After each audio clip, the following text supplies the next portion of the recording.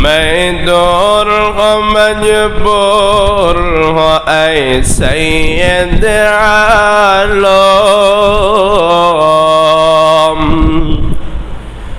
मैं दूर हो मजबूर हो ऐ सैयद आलम,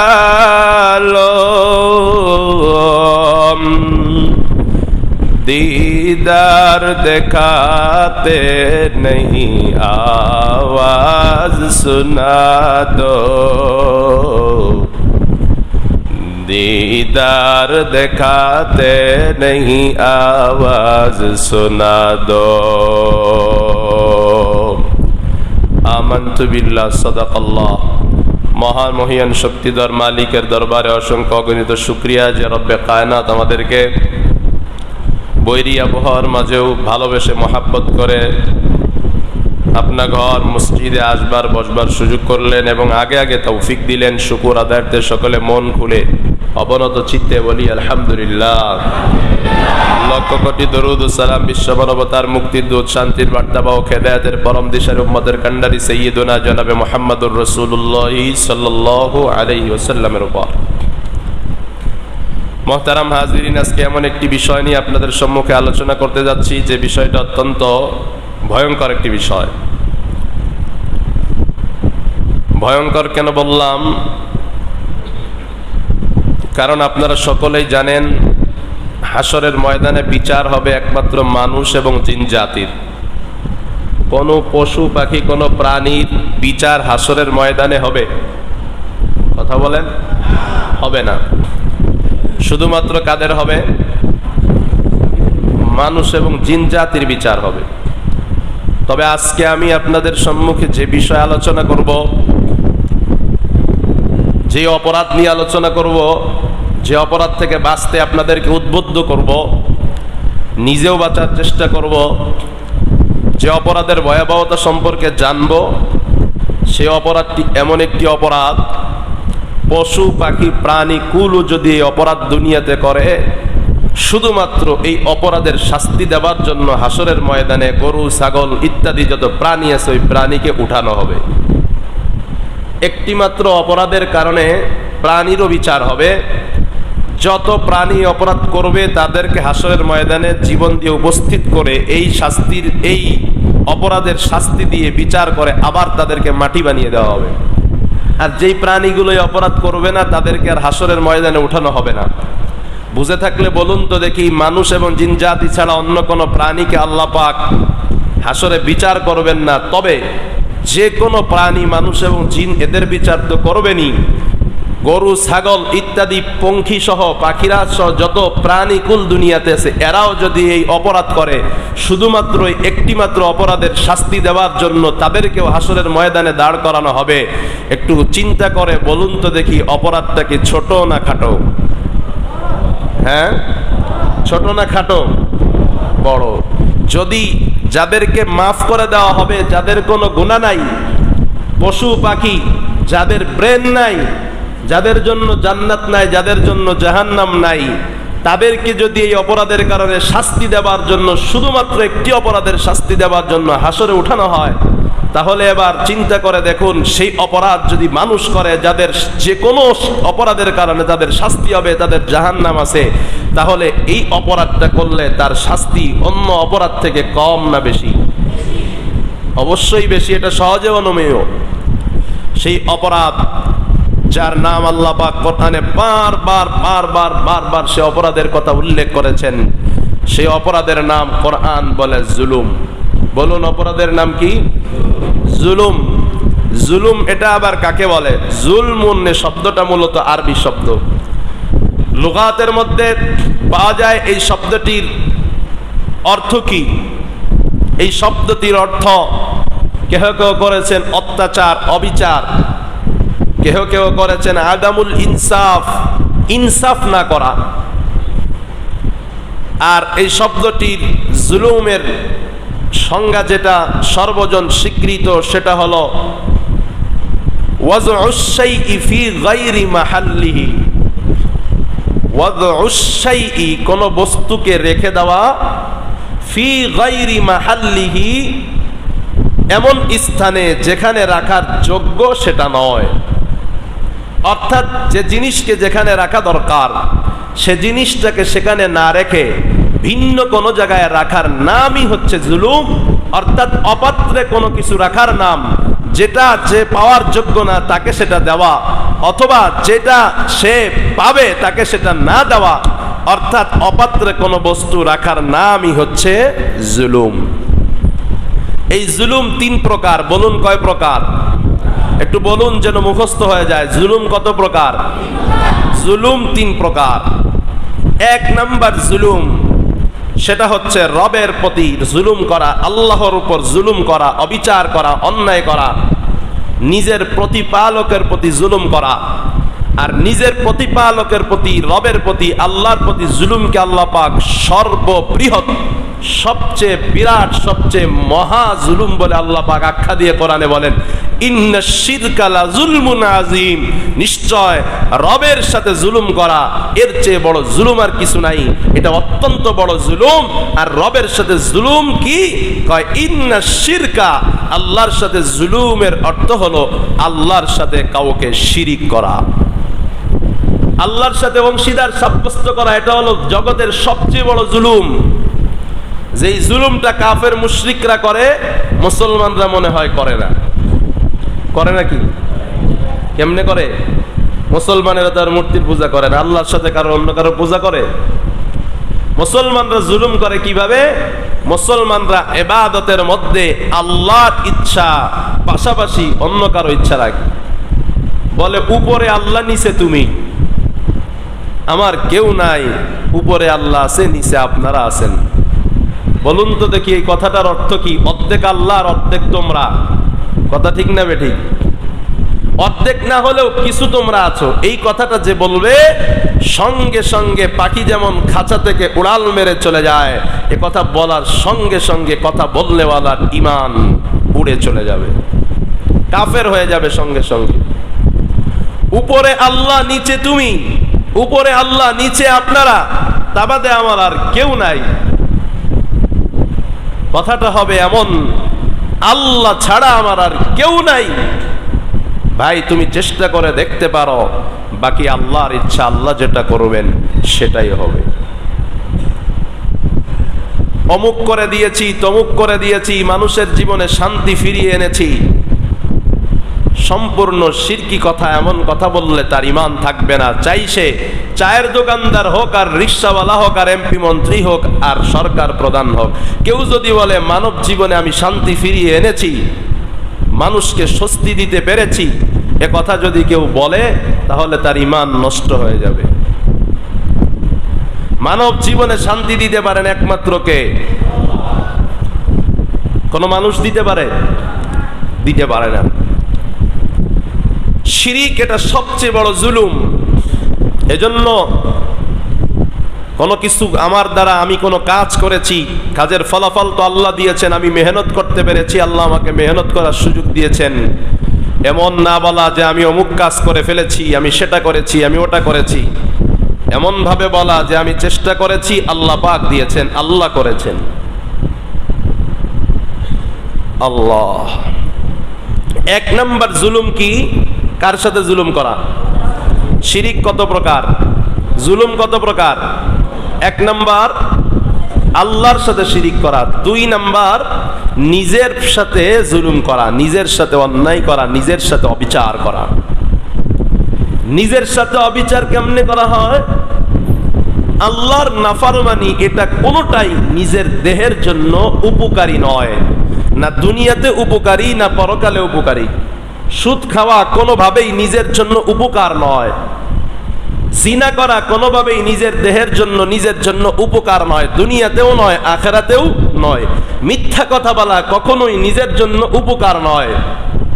মানুষের সাথে দ্বন্দ্ব করা, ঝগড়া বিবাদ করা কোশ্চিন কালেও কোনোভাবেই কখনোই এটা মানুষের জন্য উপকারী বস্তু নয়, দুনিয়াতেও নয়, পরকালেও নয়। পরকালে আপনি শাস্তি দেবার জন্য আপনার শরীরকে, আপনার নিজেকে প্রস্তুত করছেন, নিজেই নিজেকে জাহান্নামের গুনাহ করা মানে নিজেই নিজেকে জাহান্নামের আগুনে সোপর্দ করে দেওয়া, এটা নিজেই করা। তো বলুন তো দেখি, নিজেই যদি নিজেকে জাহান্নামের আগুনের অংশীদার বানাই, উপযোগী বানাই, তাহলে কি আমি নিজেই নিজের ক্ষতি করলাম কি করলাম না? অবশ্যই করলাম। এজন্য 2 নাম্বার হলো নিজের প্রতি জুলুম করা। নিজের প্রতি মানুষ জুলুম করে, আল্লাহ কোন মানুষের উপর জুলুম করেন না। আল্লাহ বলেন, ইন্নাল্লাহা লা ইয়াযলিমু মিসকালা যাররাহ, নিশ্চয় আল্লাহ পাক রব্বুল আলামিন যাররা পরিমাণ জুলুম কারোর সাথে করে না। ইন্নাল্লাহা লা ইয়াযলিমুন নাসা শাইআ ওয়ালাকিন্নান নাসা আনফুসাহুম ইয়াযলিমুন।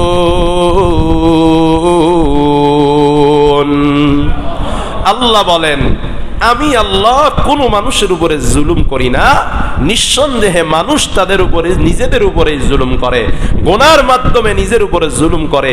যেই গুনাই করুক না কেন, ছোট থেকে বড়, এটা মানুষ নিজের উপরে জুলুম করে। আর আল্লাহর নবী বলেছেন, আয-যুলমু যুলুমাতু ইয়াউমাল কিয়ামা, হাসরের কঠিন ময়দানে জুলুম এটা বিশাল আকার ধারণ করবে। জুলুমের শাস্তি আরো অনেক আছে, জুলুমের শাস্তির বিষয়ে আমি পরে আলোচনা করব, আগে জুলুমের প্রকারগুলো উল্লেখ করে নিচ্ছি। তাহলে 2 নাম্বার জুলুম হচ্ছে নিজের সাথে অন্যায় করা, নিজের সাথে অবিচার করা। নিজের সাথে যে অন্যায় করা যায়, নিজের সাথে যে অবিচার করা যায়, এটা বিশ্বাস হতে চায় না। কেউ তো নিজের সাথে অন্যায় করতে পারে না, এটা আবার কেমনে হয়? এটা যদি নাই হবে, তো প্রতিদিন আমরা যখন নামাজ পড়ি, সালাম ফিরাই যেই রাকাতে, দ্বিতীয় রাকাত হোক, চতুর্থ রাকাত হোক, আমরা দোয়ায়ে মাসুরা নামে একটি সূরা পড়ি কি পড়ি না? পড়ি আমরা। এই সূরার মধ্যে আমরা কি, এই দোয়ার মধ্যে আমরা কি পড়ি? আল্লাহুম্মা ইন্নী যালামতু নাফসি। হ্যাঁ, অনেকের প্রশ্ন থাকে, হুজুর আমার নামাজে মন বসে না। যদি নামাজে যেইগুলো জিনিসগুলো তেলাওয়াত করা হয়, নামাজে যেই দোয়াগুলো পড়া হয়, সূরাগুলো পড়া হয়, এগুলো তরজমা জেনে নেবেন। যদি এগুলোর তরজমা আপনি জানেন, মন অন্যদিকে যাবে না, কারণ এগুলোর তরজমা আপনার মাথায় সেগুলো বিরাজ করবে, আপনার মাথায় উঠবে, তখন আপনার আর অন্যদিকে মন দেওয়ার কোনো সুযোগ নাই। আপনি পড়তেছেন আল্লাহুম্মা ইন্নী যালামতু নাফসি, কিন্তু আপনার মন এখানে নাই, আপনি জানেন না এটার তরজমাকে আপনি কি পড়তেছেন, এজন্য অন্য কথা চিন্তা করার সুযোগ আসবে। কিন্তু যখন চিন্তা করবেন যে আমি কি পড়তেছি, এটা কি দোয়া করতেছি, তখন সেটাই স্মরণ আসবে। যেমন কি পড়তেছেন আপনি দোয়ায়ে মাসুরায়, আল্লাহুম্মা ইন্নী যালামতু নাফসি, হে আল্লাহ আমি নিজের উপরে জুলুম করেছি, যুলমান কাসীরা, ছোটখাটো জুলুম করি নাই।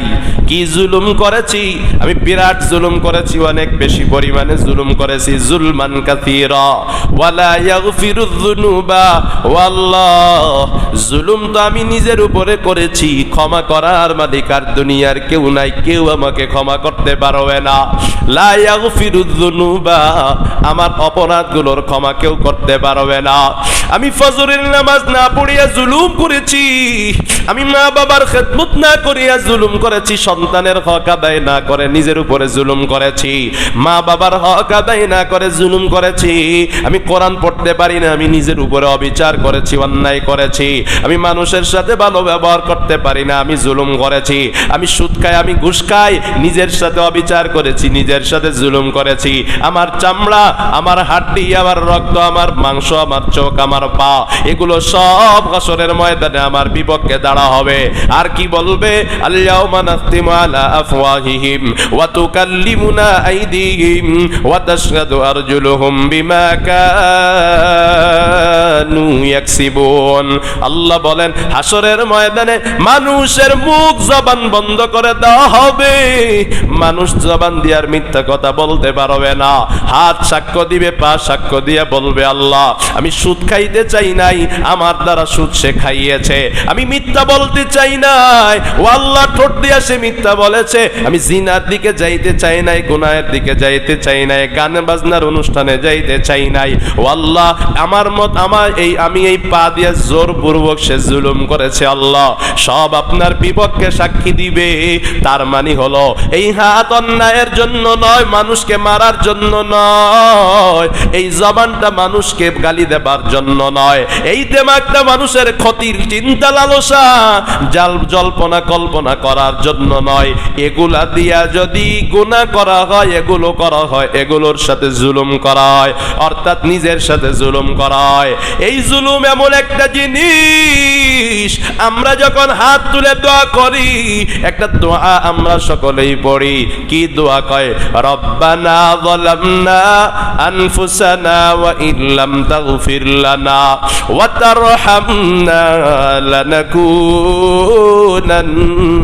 মিনাল খাসিরিন। নিজের প্রতি অবিচার হয়ে যায়, এটা আমাদের আদি পিতা আদম আলাইহিস সালাতু ওয়াস সালাম স্বীকৃতি দিয়ে গিয়েছে। যখন জান্নাতের মধ্যে তার শরীর থেকে পোশাকগুলো পড়ে গেল, শয়তানের ধোঁকার কারণে যখন সে দুনিয়া আসমান থেকে জান্নাত থেকে দুনিয়ায় নেমে গেলেন, এবার আল্লাহ তো রাগান্বিত হয়ে আছেন। মা হাওয়াও সাথে নাই, কাউকে সঙ্গী হিসাবে পায় না। একটাই মাত্র দোয়া করেন, বলেন না আল্লাহ আমাকে মাফ করে দেন, বরং বলে আল্লাহ রব্বানা, হে আমাদের রব, যালামনা আনফুসানা, নিজেদের উপরে জুলুম করেছি।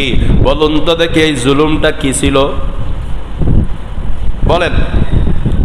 আল্লাহ পাক কোরআনে বলেন নাই যে বাবা আদম গুনাহ করেছেন। সমস্ত আম্বিয়া একরাম নবীরা মাসুম, ওনারা কোনোদিন গুনাহ করেন নাই। বাবা আদম যেই গাছের ফল খেয়েছেন তার কারণে তাকে গুনাহগার বলা যাবে না, বললে ইমানে সমস্যা হবে। বরং আল্লাহ কি বললেন? যে যালামনা আনফুসানা, নিজের উপরে জুলুম করেছি। আর জুলুমের সংজ্ঞা দিতে গিয়ে আমি আপনাদেরকে কি বলেছিলাম? অপাত্রে কোনো কিছু রাখা। মনে আছে আপনাদের? যেই জিনিস যেখানে রাখা দরকার সেটা সেখানে না রেখে অন্য স্থানে রাখা, অর্থাৎ যে কাজ করা উচিত না সে কাজ করা। আর কোন কাজ করা উচিত, কোন কাজ করা উচিত না, এটা বিবেকই বলতে পারে। তবে সবার বিবেক না, যার বিবেকটা সুস্থ আছে তার বিবেক বলতে পারে। আর যার বিবেকটা অসুস্থ হয়ে গেছে নাস্তিকতার কারণে, অহংকারের কারণে, কোরআন থেকে পৃষ্ঠ প্রদর্শন করার কারণে, তার বিবেকে কিন্তু আবার সুস্থ জিনিস চিন্তা করে না, তার বিবেকে কিন্তু অসুস্থ জিনিসই চিন্তা করে। মুহতারাম হাজিরিন, তো ওই গাছের ফল খাওয়া উচিত ছিল না, গাছের ফল খেয়েছেন বলে বাবা আদম আলাইহিস সালাতু ওয়াস সালাম বলেছেন আল্লাহ আমি নিজের উপরে জুলুম করেছি। ওইদিকে ইউনুস আলাইহিস সালাতু ওয়াস সালাম মাছের পেটে গিয়েছিলেন। কি কারণে? আল্লাহর আদেশ ছাড়া এলাকা ছেড়ে চলে গিয়েছিলেন। এই কারণে এটাকেও গুনাহ বলা যাবে না, অপরাধ বলা যাবে না। ইউনুস আলাইহিস সালামও বলেছিলেন লা ইলাহা ইল্লা আনতা সুবহানাকা ইন্নী কুনতু মিনাজ জালিমিন। হে আল্লাহ, তুমি ছাড়া আমার কেউ নাই, আমি তোমার পবিত্রতা বর্ণনা করি। ইন্নী কুনতু মিনাজ জালিমিন, নিশ্চয় আমি জুলুম করে ফেলেছি। তার মানে বুঝে গেল প্রত্যেক গুনাহ তো জুলুমই, কিন্তু এমন কিছু জুলুম আছে যেই জুলুমটা গুনাহ নয়। যেমন বাবা আদম যেই কাজটা করেছেন এটাকে গুনাহ বলা যায় না। ইউনুস আলাইহিস সালাম যেই কাজটা বলেছেন এটাকে গুনাহ বলা যায় না। এমন কিছু জুলুম আছে যেই জুলুমগুলো আল্লাহ নিষেধ করেন নাই, তারপরেও সেটা করা জুলুম, অর্থাৎ সেটা করা উচিত নয়। অর্থাৎ মানব দেহে আপনার ডায়াবেটিস হয়েছে, এই মানব দেহে ডায়াবেটিস হলে মিষ্টি খাওয়া এটা ডাক্তার নিষেধ করেছে।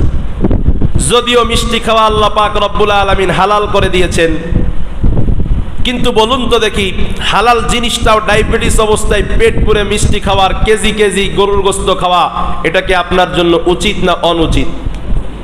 বলেন। অনুচিত। কিন্তু এটা খাইলে কিন্তু আপনার গুনাহ হবে না। গুনাহ হবে? গুনাহ হবে না, কিন্তু এটাকেও জুলুম বলে। কেন জুলুম বলে? নিজের উপর অবিচার করলেন। 1 কেজি গরুর গোশত খাওয়ার কারণে নিজের উপরে আপনি বড় অসুস্থতা ডেকে আনলেন, এটা নিজের ক্ষতি নিজেই করলেন। এটা আপনি নিজের উপরে জুলুম করলেন, অন্যায় করলেন, অবিচার করলেন। তার মানে জুলুম কিন্তু ব্যাপক, গুনাহের থেকেও জুলুম অনেক বেশি। সব গুনাহ জুলুম, কিন্তু সব জুলুম গুনাহ নয়। এজন্য জুলুম থেকে নিজেকে বাঁচানো। 1 নাম্বার জুলুম হলো রবের সাথে জুলুম করা, 2 নাম্বারে নিজের প্রতি জুলুম করা, তিন নম্বরে অন্যের প্রতি, আল্লাহর সৃষ্ট মাখলুকের প্রতি জুলুম করা, অন্যের প্রতি জুলুম করা, অপর ভাইয়ের প্রতি জুলুম করা। এই অন্যের প্রতি জুলুমটা আবার কয়েক প্রকার আছে। অন্যের প্রতি জুলুমের মধ্যে অনেকগুলো জুলুম আছে, তার মধ্যে একটি হলো অন্যের জমি দখল করা। আছে নাকি নাই? অন্যের জমি দখল করা নাই? বোনের জমি বাপ মারা গেছে, এখন দেয় না, দখল করে নিজেই খায়, নাই মনে হয়? এই ক্যান্সার আমাদের সমাজের বুকে বর্তমান মরণ ব্যাধি রূপ ধারণ করেছে। দেশে এমন পরিস্থিতি, বোনের সম্পত্তি না দেওয়ার ক্ষেত্রে বাপ আলেম, মা আলেমা, ভাই বোন সবগুলা আলেম, তারপরেও এই সম্পত্তি দেওয়ার ক্ষেত্রে উল্টাপাল্টা করে। বলবেন আলেমরাও কি এত খারাপ? সব আলেম না, কিছু আলেম। কিন্তু আমি আলেমের কথা এখানে কেন বললাম? যে আলেমরাই তো আল্লাহ বলেছেন সবচেয়ে বেশি আল্লাহকে ভয় করে থাকেন। তো এটা এমন একটা অপরাধ, আলেমরাও, কিছু কিছু আলেমরাও এই অপরাধকে ভয় করে না, বোনের সম্পত্তি দেয় না। তাহলে যারা গায়রে আলেম, যারা আলেম নাই, তাদের কথা আর কি বলবো? আল্লাহ আমাদেরকে এই মরণ ব্যাধি থেকে হেফাজত করেন, সকলে বলি আমিন। দেখেন, অন্যের বোনের সম্পত্তি অথবা অন্যের সম্পত্তি আত্মসাৎ করার ব্যাপারে রাসূল কি বলেন? আমার রাসূল কয়, ক্বালা রাসূলুল্লাহ সাল্লাল্লাহু আলাইহি ওয়াসাল্লাম, মান আখাযা শিবরাম মিনাল আরদি যুলমান ফাইন্নাহু ইউতাওয়াকুহু ইয়াওমাল কিয়ামাতি মিন সাবঈ আরদি। মায়ার নবী আমার ডাক দিয়ে কয়, কেউ যদি জমিনের বুকে এক খণ্ড, এক বিঘা জমি অন্যায়ভাবে কারোটা দখল করে নেয়, বোনের হোক, ভাইয়ের হোক, চাচার হোক, ভাতিজার হোক, শ্বশুর বাড়ির হোক, পাশের বাড়ির হোক, আত্মীয় স্বজনের হোক, ভিন্ন এলাকার কারো হোক, নিজের এলাকার কারো হোক, ক্ষমতার দাপটে হোক, টাকার গরমে হোক, যে কারণেই হোক না কেন, ওরে বাংলার জমিনে এমন কত আছে ক্ষমতার কারণে মানুষের জমিন দখল করে বসে আছে। কথা বলেন, আছে না না? আমার এলাকায় মাগুরাতে বসে আছি, আমার মামার এক দোকানে, মাগুরা ঢাকার রোড এলাকায়, এক হিন্দু আমাকে বলে, হুজুর এই এলাকা যা দেখতেছেন এগুলো সব আমাদের। আপনাদের এমপি সাহেব ওই যে বাড়ি করছে, ওই বাড়ির মধ্যে ব্যাংক করছে, ওই বাড়ির জমিটা আমার বাবার, ওই জমিটা আমার অংশে পড়েছে হুজুর। এমপি সাহেব আমার বাড়িটা দখল করে জাল দলিল বানাইয়া বসে আছে। ডিসি সাহেব পর্যন্ত আমার পক্ষে রায় দিতে চায়, এমপির গরমে পারে না। এমন কিছু ক্ষমতাওয়ালা, দাপটওয়ালা সারা বাংলার জমিনে বর্তমান সময়ের মধ্যে জমিনগুলো দখল করে করে বসে আছে। কথা বলেন, আছে না না? এক নম্বরে অন্যের প্রতি জুলুম করা মানে হলো জমি দখল করা। আমার রাসূল বলেন, কেউ যদি এক বিঘা জমি কাউকে দখল করে নেয়, আমার রাসূল ডাক দিয়া কয়, তার 7 ডাবল, তার 7 ডাবল জমিন। এক নাম্বার ব্যাখ্যা হলো, যেই পরিমাণ জমিন সে দখল করবে তার থেকে 7 গুণ বেশি জমিন আমার আল্লাহ পাক রব্বুল আলামিন কি করবেন? তার গলার মধ্যে ঝুলাইয়া দিবেন, অথবা সে মাথায় করে সেই জমিন নিয়ে হাসরের ময়দানে দাঁড়ায়া থাকবেন। বলেন তো দেখি, কেউ যদি 50% জমি দখল করিয়া নেয়, যদি 7 দিয়া গুণ দেন কত হয়? বলেন না, 3.5 না? 3.5। তাহলে 3.5 হইলে 350% নাকি? বলুন তো দেখি, 350% জমি কে মাথায় নিয়ে আর গলায় ঝুলায় দাঁড়ায় থাকতে পারবে? পারবে কেউ? 2 নাম্বার ব্যাখ্যা হলো, আমরা জানি 7টা জমিন, এই জমিনের স্তর রয়েছে 7টা।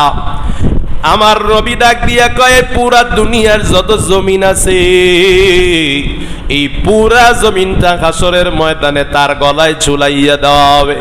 ও বাবা, এবার চিন্তা করে দেখেন, সেটা আপনি সহ্য করতে পারবেন কিনা রে বাবা? 1 নাম্বার অন্যের জমি দখল করা, 2 নাম্বারে অন্যের সম্পদ আত্মসাৎ করা। সম্পদ অন্যের আত্মসাৎ করে নেয়, অমুক মামলা দিব, তমুক মামলা দিব, এটা দিব, সেটা দিব, সম্পদটা আমাদেরকে দিয়ে দাও। কথা বলেন, আছে না নাই?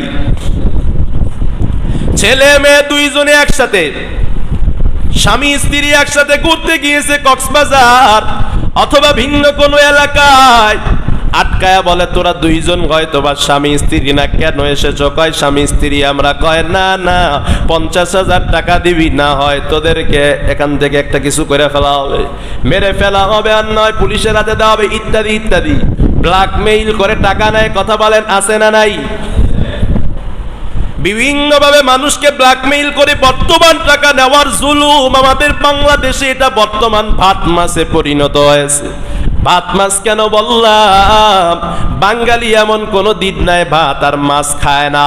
বাঙালির কাছে সবচেয়ে বেশি খাবার হলো ভাত আর মাছ।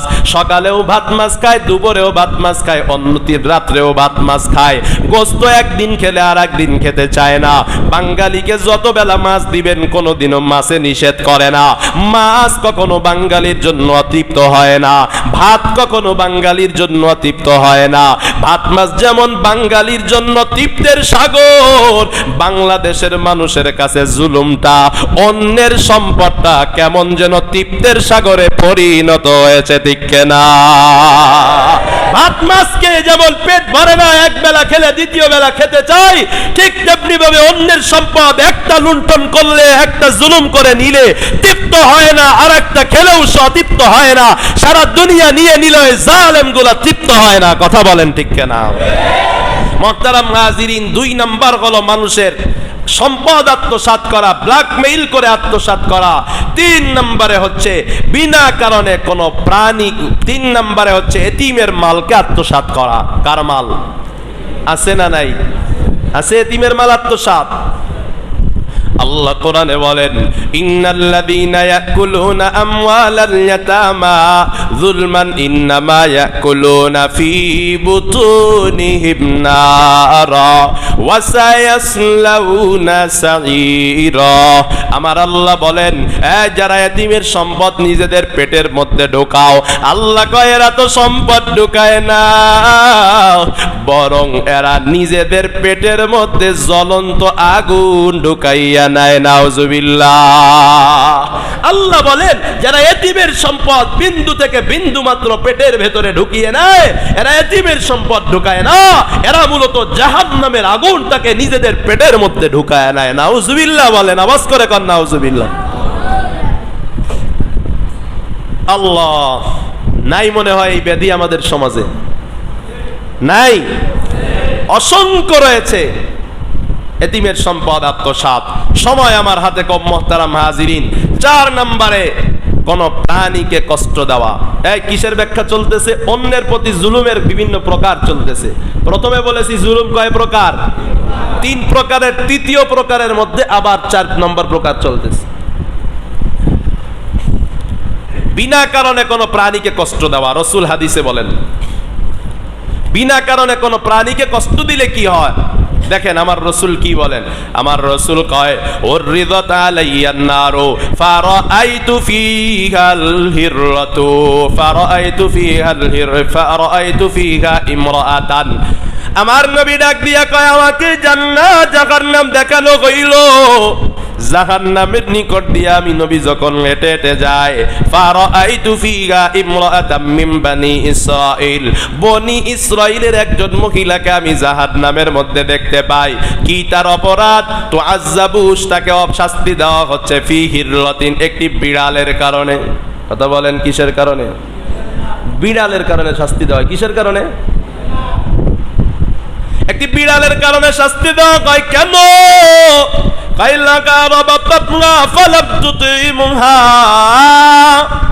একটি বিড়াল সে লালন পালন করত, কিন্তু বনি ইসরাইলের ওই মহিলা বিড়ালটাকে ঠিক মতো খাবার দিত না। বিড়ালটা ক্ষুধায় কষ্ট করত। ওয়ালাম তাদাগা তাকুলু মিন খাসাসিল আরদি, আবার বিড়ালটাকে ছাইড়াও দিত না, যে বিড়াল নিজের মতো করে নিজে নিজে পোকামাকড় ধরে ধরে খাবে, ইঁদুর খাবে, অন্য কিছু খাবে। এক পর্যায়ে ওই বিড়ালটা খোদায় কষ্ট করতে করতে মারা যায়। আমার নবী কয়, এই বিড়ালটাকে একজন মহিলা কষ্ট দেবার কারণে আমি নবীজি দেখে আসলাম জাহান্নামের মধ্যে ওই মহিলাকে শাস্তি দেওয়া হয়। বিনা কারণে কোনো প্রাণীকে কষ্ট দেওয়া যাবে না। একটি পিপিলিকাও বিনা কারণে মারা যাবে না। যেই প্রাণী আপনার ক্ষতি করবে অথবা ক্ষতি করার আশঙ্কা হবে তাকে মারা জায়েজ আছে। বলেন, যেই প্রাণী আমার কি করবে? ক্ষতি করবে অথবা ক্ষতি হবে তার দ্বারা আশঙ্কা করবেন, তাকে মারা কি আছে? জায়েজ আছে। যেমন মশা পড়ছে, আপনার ক্ষতি করতেছে না, রক্ত খেয়ে ফেলতেছে, ওকে মারা জায়েজ আছে। সাপ আপনাকে কামড় দিতে যাচ্ছে, ওকে মারা জায়েজ আছে। কিন্তু